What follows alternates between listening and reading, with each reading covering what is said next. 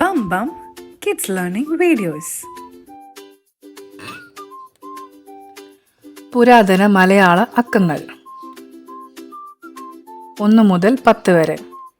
0, 1, 2, 3, 4, 5, 6, 7, 8, 9, 10.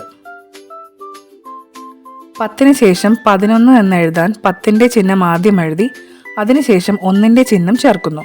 11, 12, 13, 14, 15, 16, 17, 18, 19, 20. ഇന്നത്തെ രീതി പോലെ 20 എഴുതാൻ 2ഉം 0ഉം എന്നാണ് ഉപയോഗിക്കേണ്ടതെങ്കിലും യഥാർത്ഥ പുരാതന ലിപിയിൽ 2-ന്റെ കൂടെ 10-ന്റെ ചിഹ്നം ചേർത്താണ് എഴുതുക. 10, 20, 30, 40, 50, 60, 70, 80, 90, 100. വലിയ സംഖ്യകൾ 100, 1000, 10,000, ലക്ഷം, 10 ലക്ഷം. ഭിന്നസംഖ്യകൾ ഫ്രാക്ഷൻസ്. പുരാതന കേരളീയ ഗണിതശാസ്ത്രത്തിൽ ഭിന്നസംഖ്യകളെ വളരെ ലളിതമായി എന്നാൽ കൃത്യമായി വിഭജിച്ചിരുന്നു.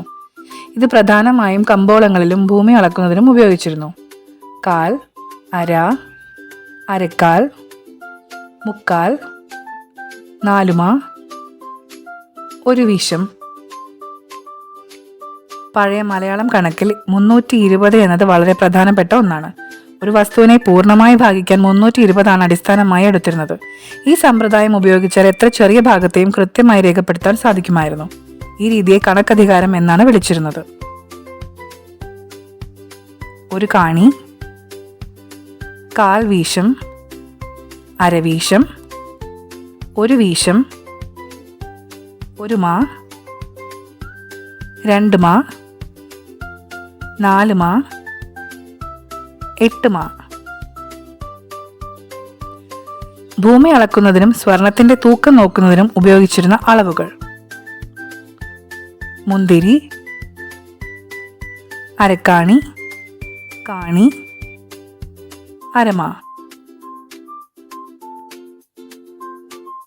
നിങ്ങൾ നേരത്തെ കണ്ട മുന്തിരി കഴിഞ്ഞ് താഴോട്ട് പോയാൽ സങ്കല്പിക്കാൻ പോലും പ്രയാസമുള്ള ചെറിയ അളവുകളുണ്ട്. സമയത്തെ സൂക്ഷ്മമായി വിഭജിക്കാൻ ഇത്തരം ഗണിതക്രിയകൾ വേണമായിരുന്നു.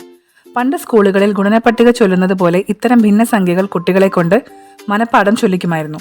ഇതിനെ വായ്ത്താരി എന്നാണ് പറയുന്നത്. കീഴ്മുന്തിരി, ഇമ്മി, അണു, കോണം. കോണം എന്ന അളവിനും താഴെ കോടിക്കണക്കിന് ഇരട്ടി ചെറിയ അളവുകൾ നിലനിന്നിരുന്നു. ഒരു കണികയെ എത്രത്തോളം വിഭജിക്കാം എന്നതിനെക്കുറിച്ചുള്ള പണ്ടത്തെ ആളുകളുടെ അറിവ് അത്ഭുതകരമാണ്. അതുപോലെയുള്ള വായിക്കാൻ പോലും ബുദ്ധിമുട്ടുള്ള ചില ഭിന്നസംഖ്യകളാണിവ. ഇത് സാധാരണക്കാർ ഉപയോഗിച്ചിരുന്നവയല്ല. ഗുണം: കുഴിപ്പിക, തേർത്തുകള.